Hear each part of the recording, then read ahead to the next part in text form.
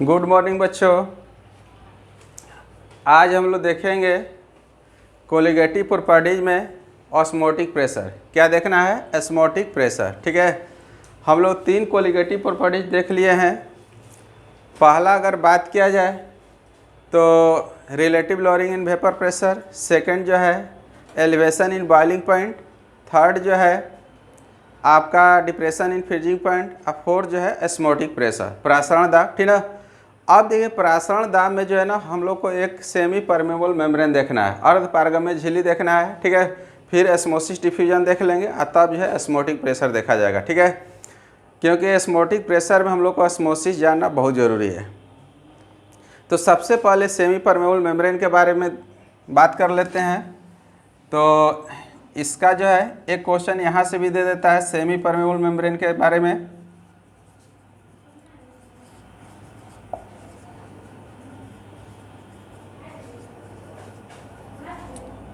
अर्ध पारगम्य झिल्ली।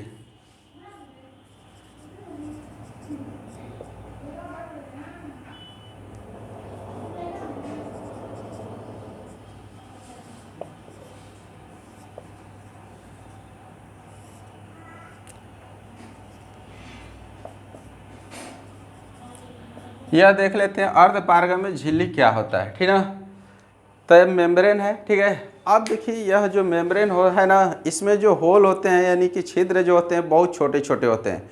क्या होते हैं? बहुत छोटे छोटे होते हैं।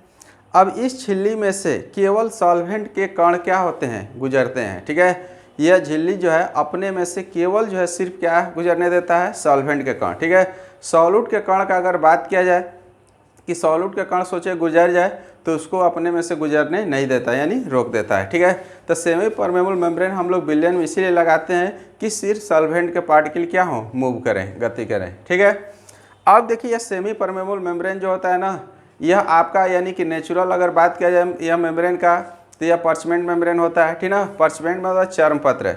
चर्मपत्र का मतलब क्या? बकरे भेड़ का जो चमड़ा होता है उसको आप झिल्ली बना सकते हैं सेमी परमेबल मेम्ब्रेन।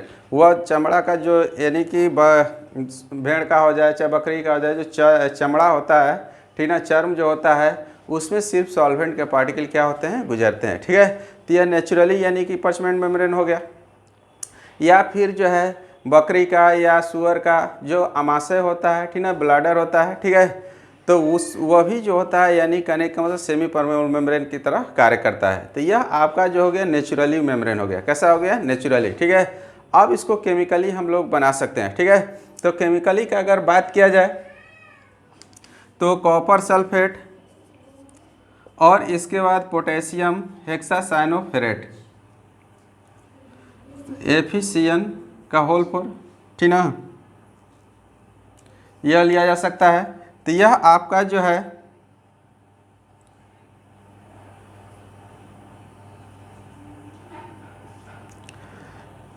यह आपका बनाता है Cu2 एफिसियन 6 और प्लस K2SO4, यह ठीक ना।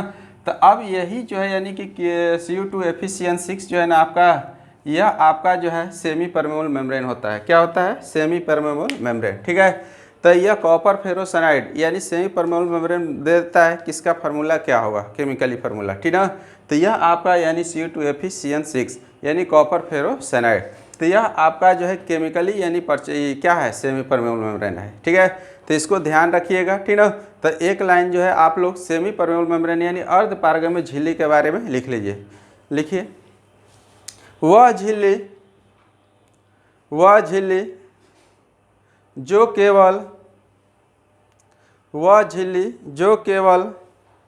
विलायक के अणुओं को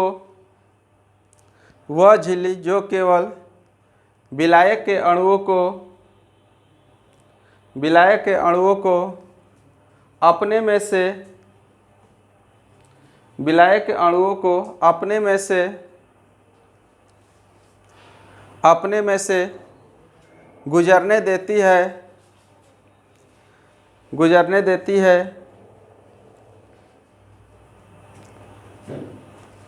ठीक है, ये या तो प्राकृतिक रूप से प्राप्त होने वाले, प्राकृतिक रूप से प्राप्त होने वाले पार्चमेंट, प्राकृतिक रूप से प्राप्त होने वाले पार्चमेंट, ठीक है, कोमा बकरे या, कोमा दीजिएगा, बकरे या सुअर के आशय,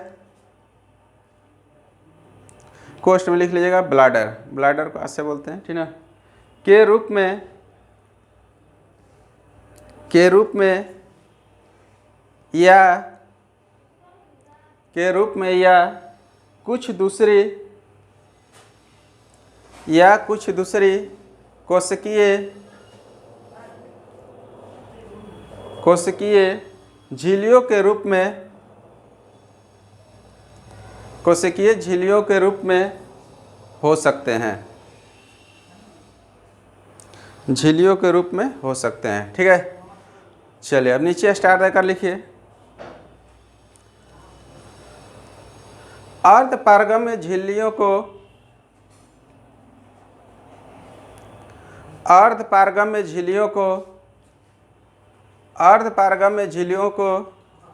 रासायनिक रूप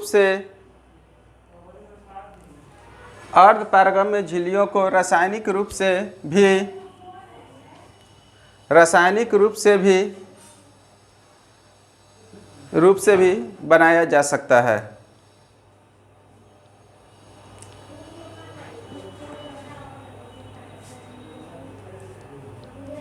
क्लियर है?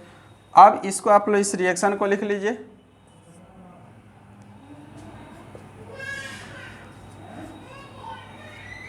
इसका नाम हो जाएगा कॉपर फेरोसाइनाइड, ठीक ना। इसको याद रखिएगा, बिहार बोर्ड में पूछ चुका है, सेमी परमेबल मेम्ब्रेन किसको बोला जाता है? कॉपर फेरोसाइनाइड को।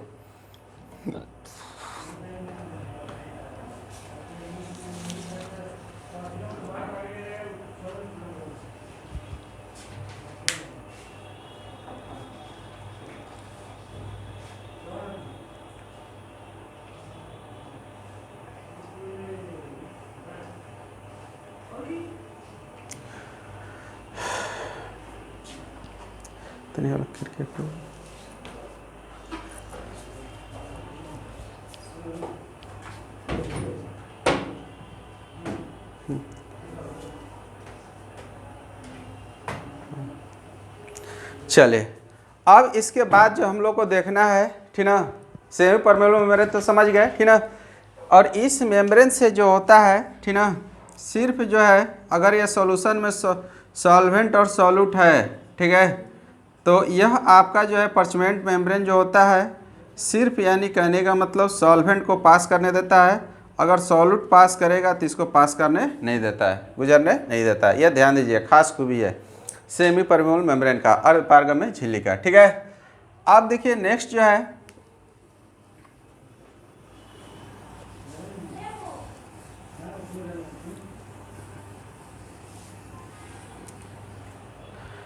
एस्मोसिस समझ लेते हैं, ठीक ना।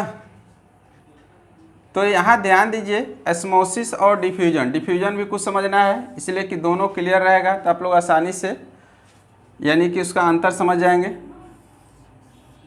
देखिए यहाँ पर हम डिफ्यूजन दिखा रहे हैं,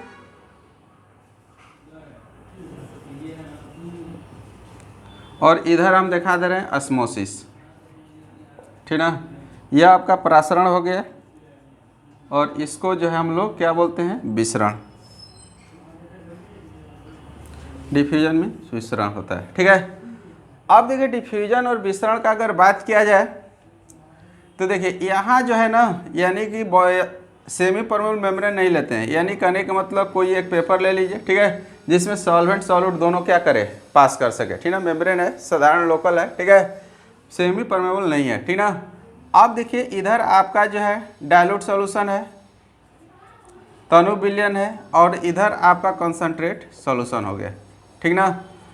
तो आप लोगों को पता है कंसंट्रेट सॉल्यूशन है तो इधर सॉल्यूट की मात्रा क्या होगा? ज़्यादा होगा, सॉल्यूट की मात्रा क्या होगा? ज़्यादा होगा, ठीक ना।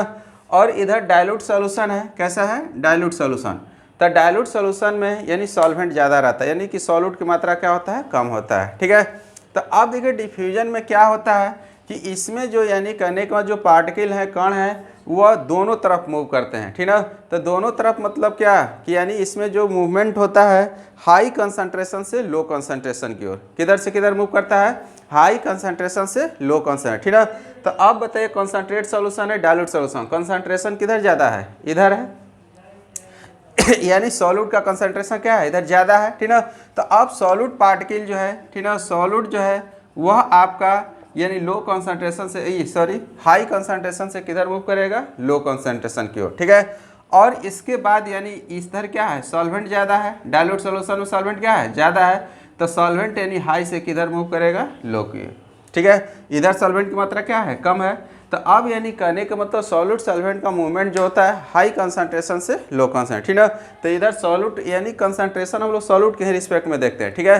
तो सॉल्यूट के रिस्पेक्ट तो इधर हाई कंसंट्रेशन हो जाएगा, तो इधर किधर से मूव कर रहा है, हाई कंसंट्रेशन से लो कंसंट्रेशन, ठीक है। सॉल्वेंट का अगर बात किया जाए तो उसमें सॉल्वेंट भी चल जाता है। तो सॉल्वेंट इधर डाइल्यूट सॉल्यूशन में क्या है, ज़्यादा है, तो अब यह क्या करेगा, इधर मूव करेगा, ठीक है।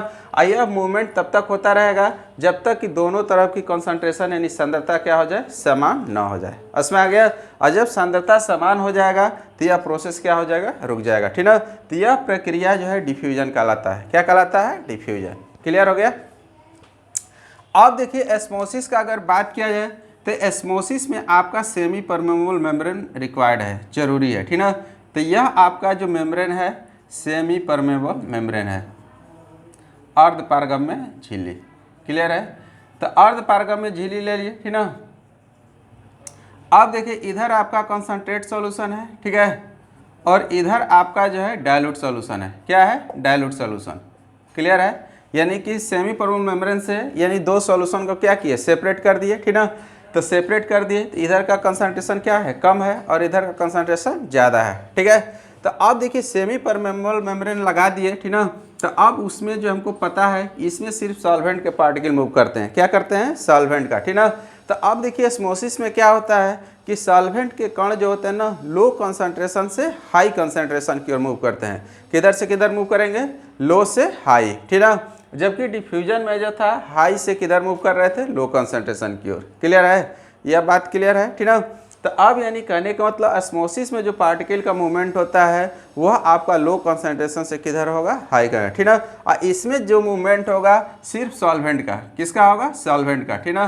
तो अब देखिए यहाँ पर सॉल्वेंट जो है क्या कर रहा है, आपका जो है सेमी परमेबल मेम्ब्रेन को पार करके किधर आ रहा है, कंसंट्रेट सॉल्यूशन की ओर, ठीक ना। अब वही अगर बात किया जाए सॉल्यूट पार्टिकल का, तो अब यह सॉल्यूट पार्टिकल अगर गुजरना चाहे, ठीक ना, इधर कंसंट्रेट सॉल्यूशन की ओर, तो यह सेमी परमेबल मेम्ब्रेन उसको क्या करता है, रोक देता है, क्या करता है, रोक देता है, ठीक ना। और यह सॉल्वेंट यानी तब तक यानी कंसंट्रेट सॉल्यूशन की तरह मूव करेंगे जब तक कि दोनों की सांद्रता क्या हो जाए, एक समान ना हो जाए, ठीक ना। तो इस प्रक्रिया को क्या कहते हैं, एस्मोसिस यानी प्रसारण दाब कहा जाता है। इसमें आ गया। यानी अर्धपारगम्य झिल्ली द्वारा तनु विलयन और सांद्र विलयन को क्या किया जाए, पृथक किया जाए। तो तनु विलयन के विलायक के कण यानी सांद्र विलयन के तब तक प्रवाहित होते हैं जब तक कि दोनों तरफ की सांद्रता क्या हो जाए, एक समान हो जाए, ठीक ना। और इस प्रक्रिया को हम क्या कहते हैं, प्रासरण कहते हैं, क्या कहते हैं, प्रासरण। क्लियर हो गया। तो आप लोग यहाँ पर इस फिगर को बना लीजिए, ठीक ना। और नीचे जो है एस्मोसिस हेडिंग ऊपर ही दे दीजिए, ठीक ना।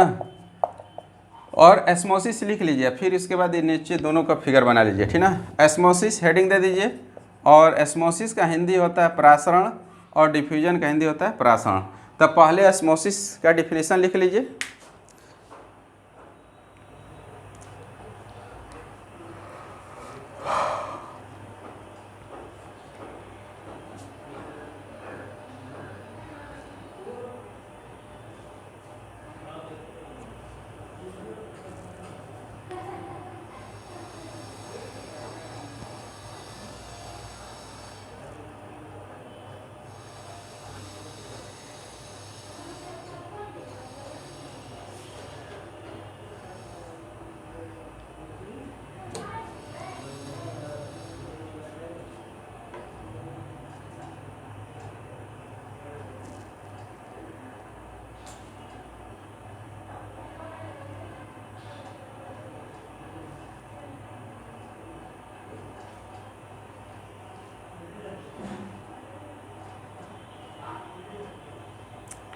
हो गया।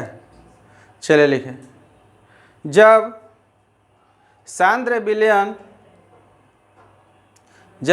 विलयन और तनु विलयन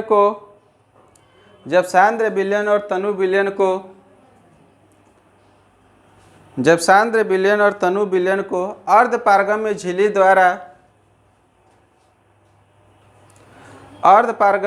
द्वारा पृथक किया जाता है तो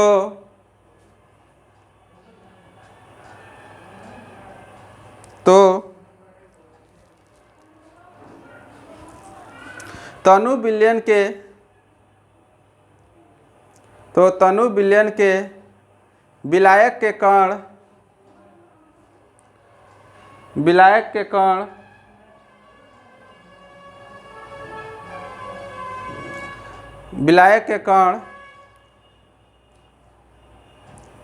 ठीक ना, विलायक के कण सांद्र विलयन में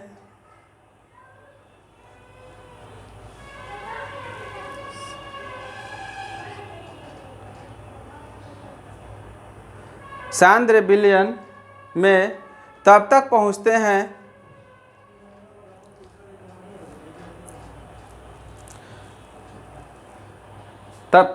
हैं जब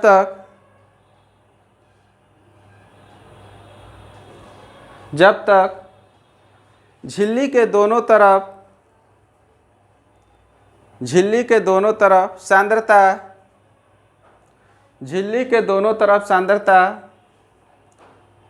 सांद्रता एक समान न हो जाए।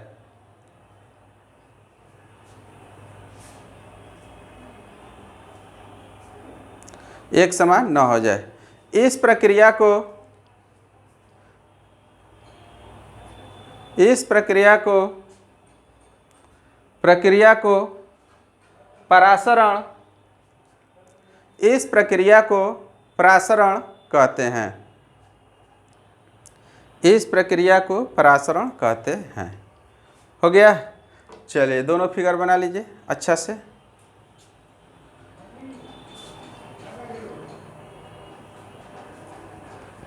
चलिए देख, अब हेडिंग दीजिए आप लोग, difference between osmosis and diffusion, ठीक ना, यानी परासरण एवं विसरण में अंतर आ जाएगा इसमें। चलिए हेडिंग दीजिए,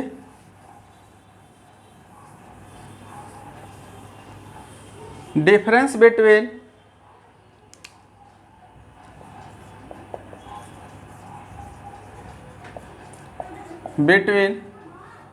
एस्मोसिस एंड डिफ्यूजन,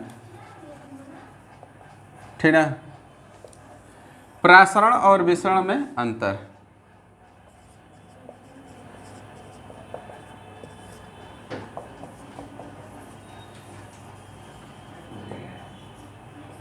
ठीक है। चलिए अंतर तो एकदम क्लियर है, ठीक है, कि आपका जो है यानी अंतर डिफ्यूजन और एस्मोसिस का अगर बात किया जाए तो डिफ्यूजन में जो है यानी सेमी परमेबल मेम्ब्रेन की कोई आवश्यकता नहीं है, ठीक है, जबकि एस्मोसिस में अगर बात किया जाए तो सेमी परमेबल मेम्ब्रेन की क्या है, आवश्यकता है, ठीक है। अब देखिए नेक्स्ट अगर बात किया जाए तो डिफ्यूजन में जो है, ठीक है, सिर्फ यानी कहने का मतलब आपका जो है डिफ्यूजन में अगर बात किया जाए तो सॉल्यूट और सॉल्वेंट दोनों के पार्ट के लिए यानी कण क्या करते हैं, गति करते हैं, ठीक है। डिफ्यूजन में अगर बात किया जाए तो सॉल्यूट और सॉल्वेंट दोनों के पार्ट के लिए क्या करते हैं, गति करते हैं, ठीक है। जबकि एस्मोसिस में अगर बात किया जाए तो सिर्फ विलायक के कण क्या होते हैं, प्रवाहित होते हैं, ठीक है। अब देखिए नेक्स्ट अगर बात किया जाए तो डिफ्यूजन में जो है हाई कंसंट्रेशन से लो कंसंट्रेशन की ओर मूव करते हैं, यानी उच्च सांद्रता से निम्न सांद्रता की ओर गति करते हैं, ठीक है। जबकि एस्मोसिस में अगर बात किया जाए तो लो कंसंट्रेशन से किधर मूव करता है, हाई कंसंट्रेशन, ठीक है। तो यह आपका एस्मोसिस और डिफ्यूजन में अंतर 2 नंबर का कई बार पूछ चुका है, ठीक है। तो इसका अंतर आप लोग अच्छे से याद रखिएगा, ठीक है। तो लिख लीजिए, एस्मोसिस में पहला डिफरेंस, परासरण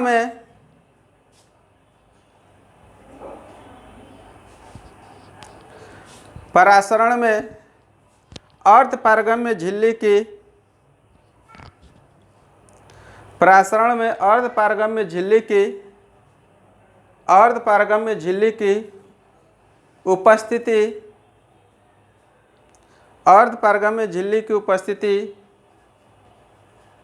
परासरण में अर्धपारगम्य झिल्ली की उपस्थिति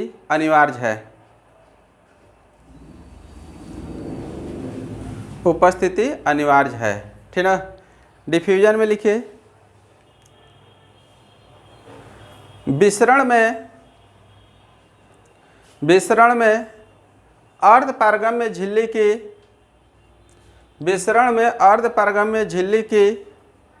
आवश्यकता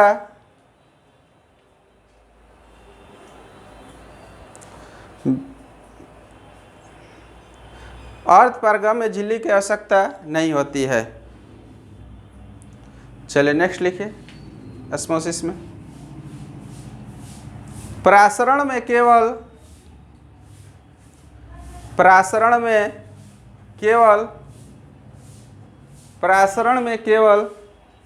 विलायक के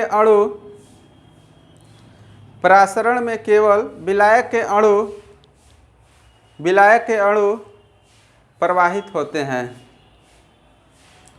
परासरण में केवल विलायक के अणु प्रवाहित होते हैं।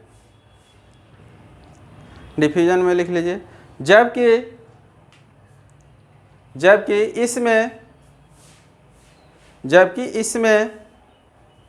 इसमें विलेय एवं विलायक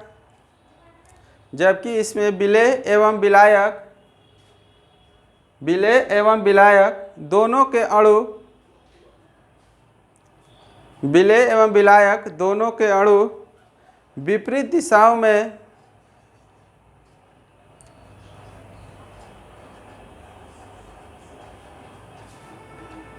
दिशाओं में प्रवाहित होते हैं।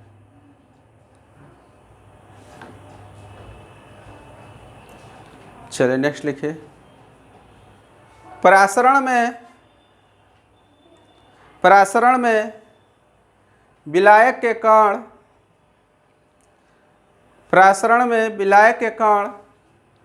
कम सांद्रता वाले विलयन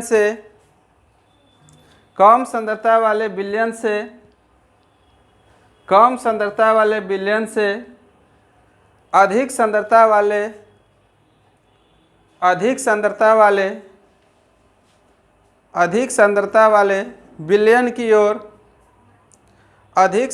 वाले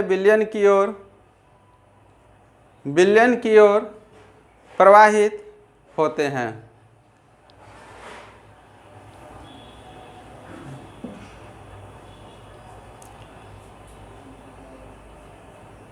विसरण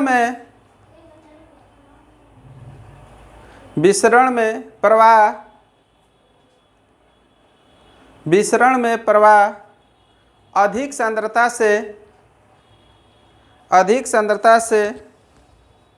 कम सांद्रता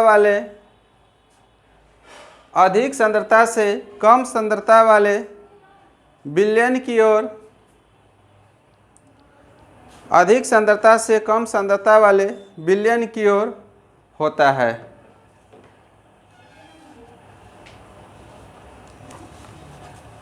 हो गया। चलिए, तो अब देखिए ऑस्मोसिस और डिफ्यूजन हम लोग समझ गए, ठीक ना। अब ऑस्मोसिस जब समझ में आ गया तो ऑस्मोटिक प्रेशर भी हम लोग आसानी से समझ जाएंगे, ठीक ना। तो आप लोग हेडिंग दीजिए अब osmotic pressure.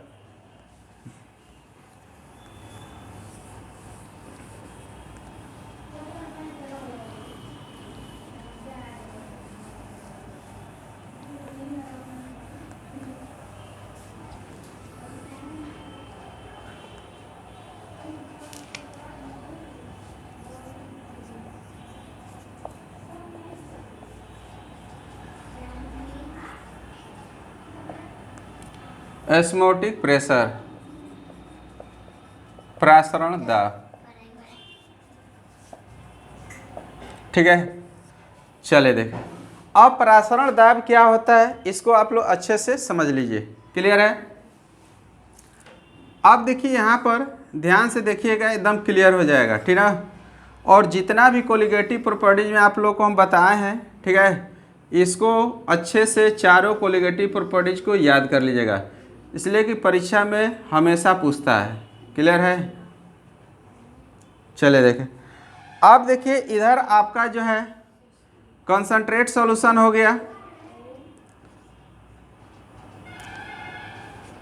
Concentrate solution shortcut में लिख रहे हैं, यानी सांद्र विलयन। कंसंट्रेट मतलब क्या होता है? सांद्र, और सॉल्यूशन माने विलयन। ठीक है, अब देखिए यहाँ पर अगर बात किया जाए, इधर हो गया आपका डाइल्यूट सॉल्यूशन। डाइल्यूट सॉल्यूशन हो गया, तनु विलयन हो गया। ठीक ना। अब देखिए यहाँ पर अगर बात किया जाए, अभी प्रासरण स्टार्ट नहीं हुआ है। ठीक ना, तो प्रासरण स्टार्ट नहीं हुआ है तो अभी सांद्र विलयन का लेवल यह है। ठीक ना, यह आपका इनिशियल लेवल है, प्रासरण नहीं हुआ है। ठीक ना, अभी हम सॉल्यूशन को क्या कर रहे हैं? रख रहे हैं। ठीक है, तो इनिशियल लेवल है सॉल्यूशन का इसका।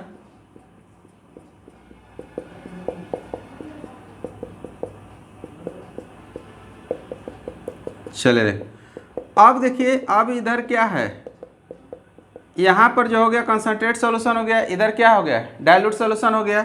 जब ऑस्मोसिस होगा तो डाइल्यूट सॉल्यूशन से सॉल्वेंट के कण किधर आएंगे? कंसंट्रेट सॉल्यूशन की तरफ आएंगे।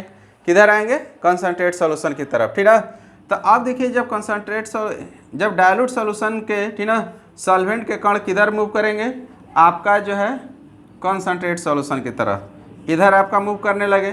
तो जब सॉल्वेंट के कण इधर आएंगे तो अब यह जो इनिशियल लेवल था अब क्या होगा? यानी कहने का मतलब धीरे धीरे आपका यह लेवल क्या होता जाएगा? बढ़ता जाएगा। क्या होता जाएगा? बढ़ता जाएगा। और यह तब तक बढ़ेगा जब तक कि दोनों तरफ की सांद्रता क्या हो जाए? समान ना हो जाए। ठीक ना, तो अब देखिए बढ़ते बढ़ते आपका यह जो है लेवल अचीव कर गया। ठीक ना, यह आपका मैक्सिमम लेवल हो गया। ठीक ना, मैक्सिमम लेवल हो गया। क्लियर है? तो अब देखिए, यानी कहने का मतलब इसका हाइट कितना बढ़ा है? यह आपका हाइट बढ़ा h, यही हाइट बढ़ा। इनिशियल लेवल आपका यह था। ठीक ना, सांद्र विलयन का इनिशियल लेवल क्या था? यह था। जब ऑस्मोसिस की क्रिया हुआ तो h हाइट आपका क्या हो गया? सॉल्यूशन का लेवल क्या हो गया? बढ़ गया। इसमें आ गया। अब देखिए यह तो ऑस्मोसिस था। क्या था? ऑस्मोसिस। ठीक ना, हमको क्या समझना है? Osmotic pressure. क्या समझना है? Osmotic pressure. क्लियर है? तो अब देखिए ऑस्मोटिक प्रेशर का अगर बात किया जाए,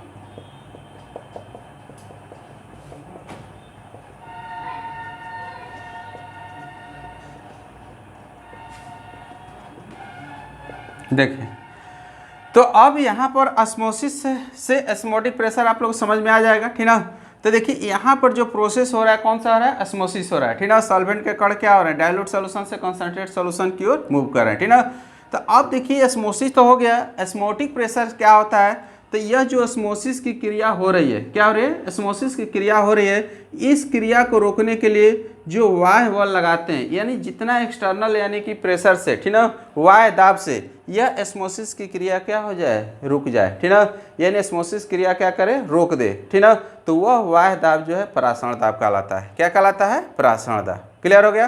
तो अब देखिए वाह्य दाब का अगर बात किया जाए, हम कैसे यानी इसको रोकेंगे? तो कोई पिस्टन लगा देंगे। क्या करेंगे? पिस्टन। ठीक ना, तो अब देखिए यहाँ पर हम पिस्टन लगा दिए। ठीक है, ये आपका पिस्टन हो गया। ठीक ना, तो अब देखिए पिस्टन से हम लोग क्या कर रहे हैं? एक्सटर्नल प्रेशर लगा रहे हैं। क्या कर रहे हैं? External pressure. ठीक ना, तो अब देखिए जो इनिशियल लेवल था यह, ठीक ना, तो इसका यानी इनिशियल लेवल यह होगा। अब हम प्रेशर लगा दिए तो जो सॉल्वेंट के कण मूव करके क्या हो रहे थे? इधर आ रहे थे ना, अब यह आना क्या हो जाएगा, बंद हो जाएगा। क्या हो जाएगा, बंद हो जाएगा, ठीक ना। अगर हम एक्सटर्नल प्रेशर लगा दें ऊपर से, ठीक ना, इसको यहाँ से रोक दे, तो अब यानी कहने का मतलब जब ये प्रेशर लगा दिए तो सॉल्वेंट का कण इधर आएगा, नहीं आएगा, क्योंकि इसको जगह ही नहीं मिलेगा, है कि नहीं। यहाँ ओपन था तो इधर से आ रहा था, ऊपर बढ़ रहा था, ठीक ना। तो अब एक्सटर्नल प्रेशर यानी पिस्टन के द्वारा लगाकर और सॉल्वेंट के पार्टिकल का मूवमेंट क्या कर दिए, रोक दिए, ठीक ना। तो जब सॉल्वेंट का पार्टिकल का मूवमेंट रुक गया तो यानी ऑस्मोसिस क्रिया क्या हो गया, रुक गया, ठीक ना। तो अब इस क्रिया को रोकने के लिए जितना हम बाह्य दाब का प्रयोग करते हैं, ठीक ना, एक्सटर्नल प्रेशर का प्रयोग करते हैं, वह बाह्य दाब एक्सटर्नल प्रेशर जो है क्या कहलाता है, परासरण दाब कहलाता है। क्या कहलाता है, परासरण दाब। क्लियर हो गया। चलिए, तो आप लोग जो है इस फिगर को बनाइए, तब उसको परासरण दाब लिखवा दे रहे हैं, ठीक ना। फिगर बना लीजिए, एकदम क्लियर हो गया।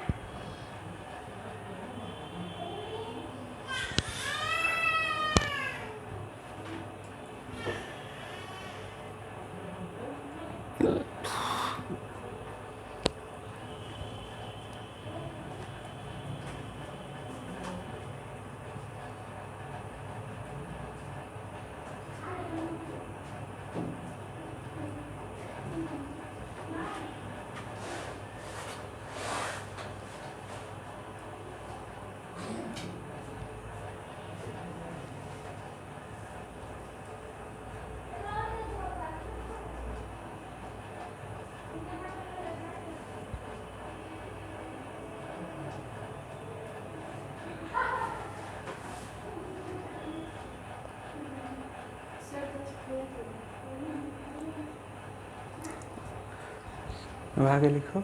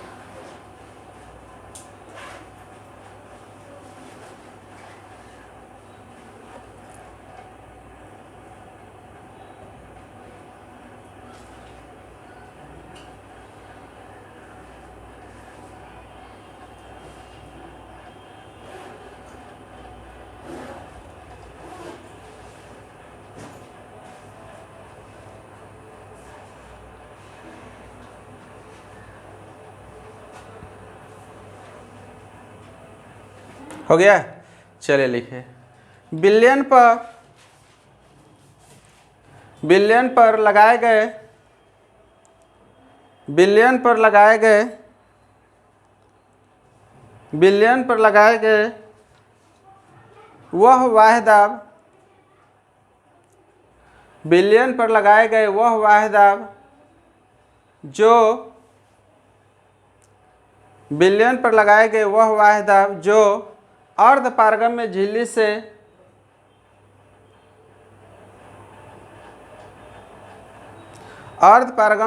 से विलायक के अणुओं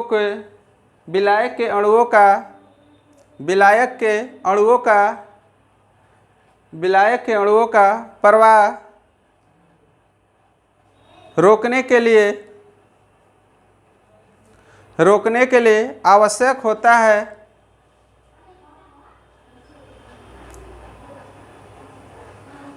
होता है परासरण दाब कहलाता है।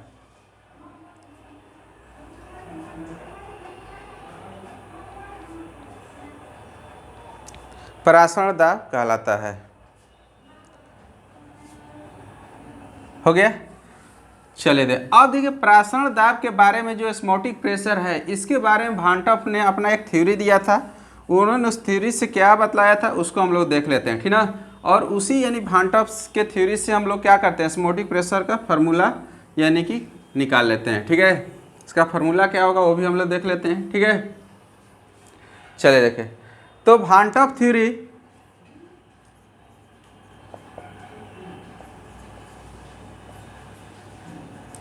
भान top theory for dilute solution यानी तनु विलयन के लिए भान टॉप का सिद्धांत क्या था, ठीक है। चलिए देख लीजिए।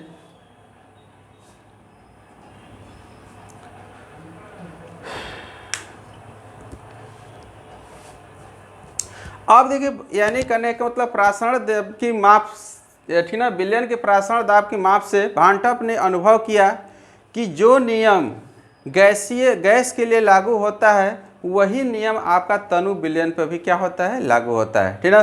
गैसीय नियम आप लोग जानते हैं, ठीक ना, क्या होता है, PV बराबर nRT। क्या होता है, PV बराबर nRT होता है।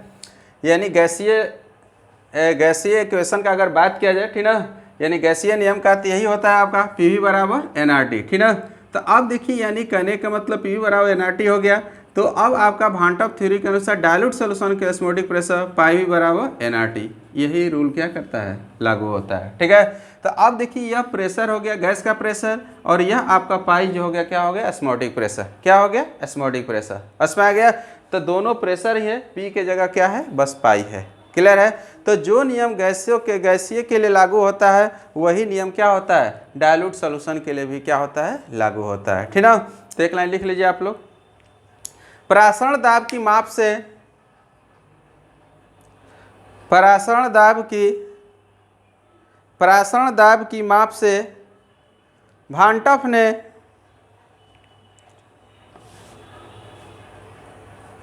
परासरण दाब की माप से भान टॉप ने अनुभव किया कि परासरण दाब की माप से भान टॉप ने अनुभव किया कि जो नियम गैसें पालन करती है वही नियम तनु विलयन पर भी लागू होता है।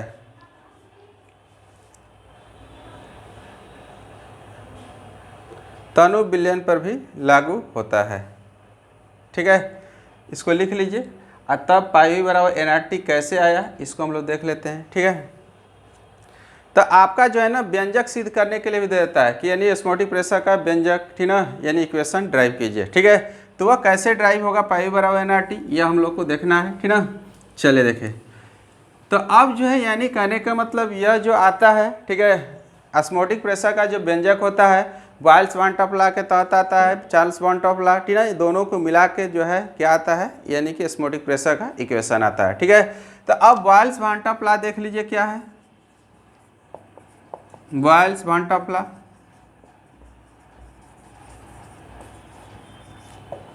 चले अब बॉयल्स भान टॉप लॉ के अनुसार जो है ना, अब इसमें क्या होता है, तो बॉयल्स में हम जानते हैं कि टेम्परेचर क्या होता है, कांस्टेंट होता है।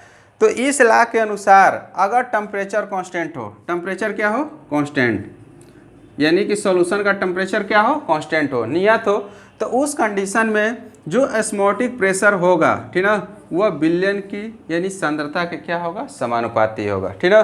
सी यहाँ पर कंसंट्रेशन है, कंसंट्रेशन का मतलब मोलर सांद्रता, क्या चीज, मोलर सांद्रता। इसमें आ गया यानी मोलर सांद्रता का मतलब क्या, मोलारिटी, क्या चीज, मोलारिटी। इसमें आ गया। तो यह ध्यान देना है कि यदि विलयन का टेम्परेचर क्या हो, कांस्टेंट हो, टेम्परेचर यहाँ क्या करना है, कांस्टेंट रखना है, टेम्परेचर नहीं बढ़ाना है। टेम्परेचर अगर कांस्टेंट रहे तो ऑस्मोटिक प्रेशर जो होगा विलयन का, ठीक ना, तो विलयन के मोलर सांद्रता का कैसा होगा, समानुपाती होगा। क्या होगा, समानुपाती, ठीक ना। तो लिख लीजिए पहले एक लाइन लिखिए, इनके अनुसार नियत तापमान पर चाहे नियत ताप पर, इनके अनुसार नियत ताप पर विलयन की प्रासरण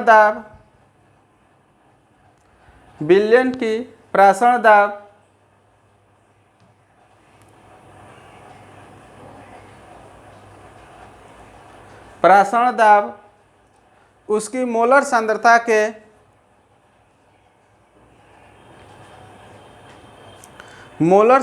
के समानुपाती होती है।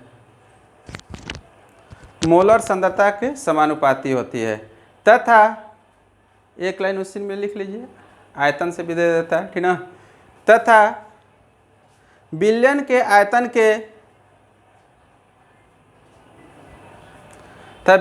आयतन के व्युत्क्रमानुपाती होता है।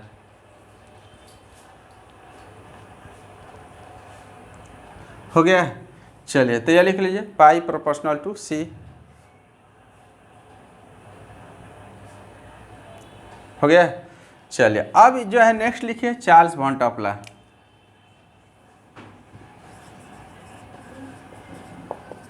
चार्ल्स वॉन टॉपला, तो अब देखिए चार्ल्स वॉन टॉप साहब ने क्या बतलाया था, ठीक है, कि यदि मोलर सांद्रता यानी सी कांस्टेंट हो जाए, मोलर सांद्रता क्या हो जाए, कांस्टेंट, ठीक ना।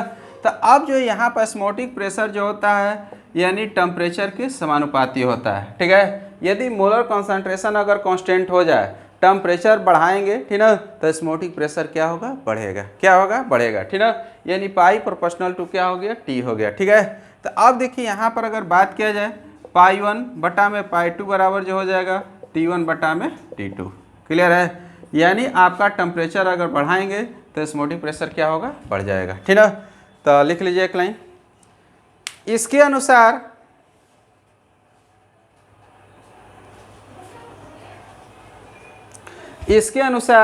यदि विलयन की मोलर सांद्रता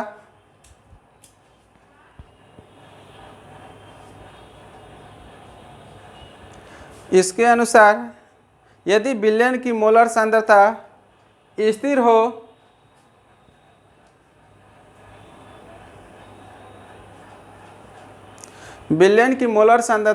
हो तो उनका प्रासरण दाब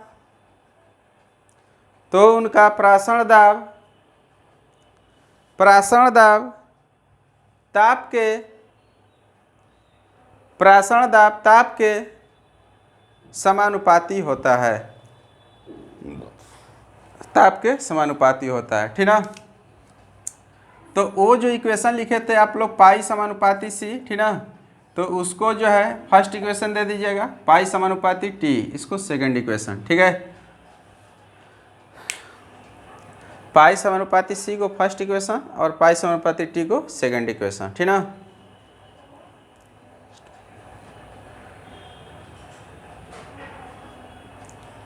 हो गया। अब ये समीकरण 1 एवं समीकरण 2 को मिलाने पर क्या होता है देख लेते हैं।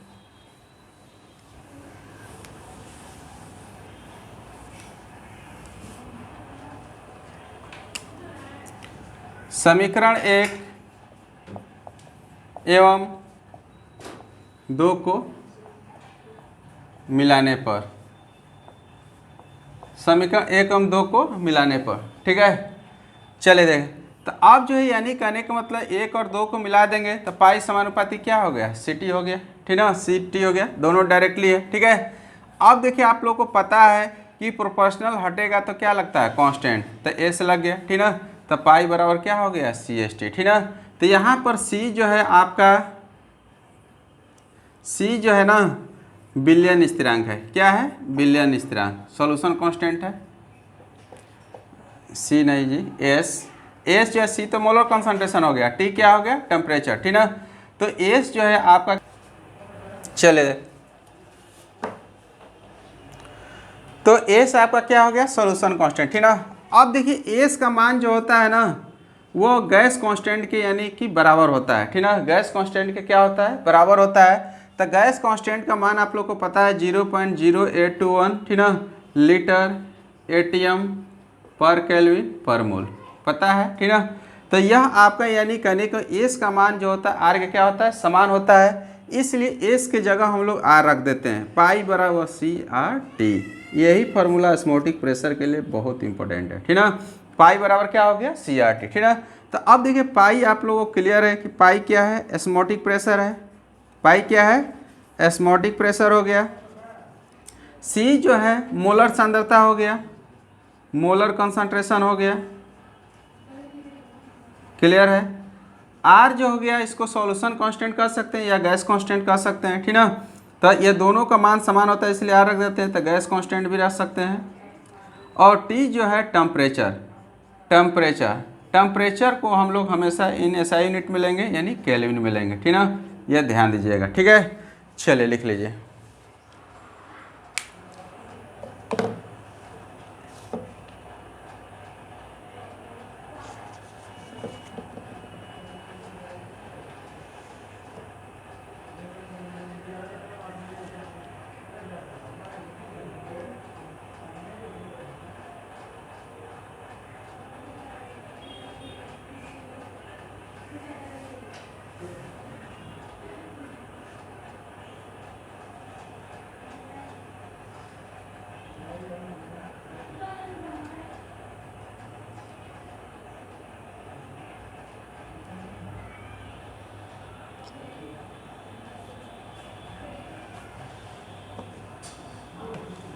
हो गया।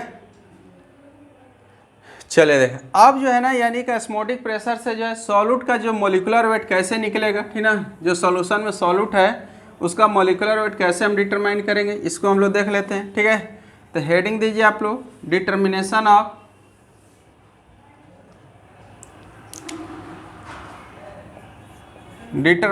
Of molecular weight of solute, यानी विलेय का आणविक द्रव्यमान कैसे निकलेगा ये हम लोग को देखना है, ठीक ना। तो अब देखिए पाई बराबर जो है सी आर टी यही है।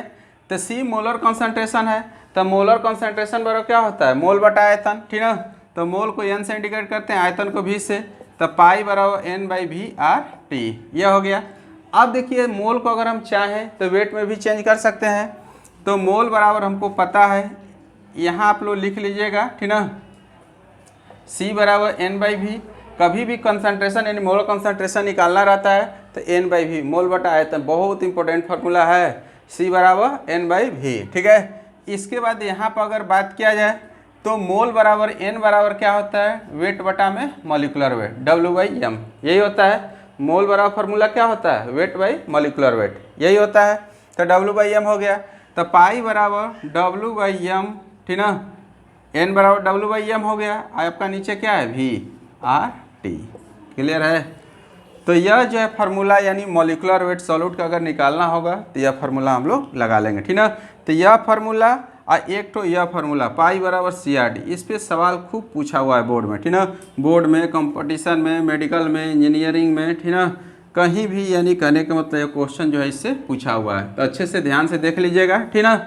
तो W यहाँ पर याद रखिएगा, W जो है, ठीक ना, वेट ऑफ सॉल्यूट है, विलेय का भार है, और M जो है मॉलिक्यूलर वेट ऑफ सॉल्यूट है,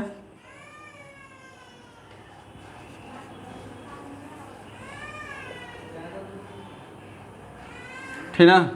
और V जो है सॉल्यूशन का वॉल्यूम है, वॉल्यूम ऑफ सॉल्यूशन, बिलियन का आयतन हो गया, क्लियर है। तो इतना चीज़ याद रखिएगा। पाई बराबर हो गया W by M V R T, आप ठीक ना, यह मॉलिक्यूलर वेट निकालने के लिए हो गया। अगर मोलर कंसंट्रेशन आपका दिया हुआ है, ऑस्मोटिक प्रेशर पूछ रहा है, तो पाई बराबर क्या रख देंगे, सी आर टी, क्लियर है। तो आज यहीं तक, ठीक ना। नेक्स्ट क्लास में हम लोग इस पे जो ऑस्मोटिक प्रेशर पर सवाल देखेंगे, और उस सवाल देखने के बाद फिर से एक बार चारों कोलिगेटिव प्रॉपर्टीज पर सवाल देख लेंगे। आपका कोलिगेटिव प्रॉपर्टी जो है बहुत मजबूत हो जाएगा, ठीक ना, ठीक है।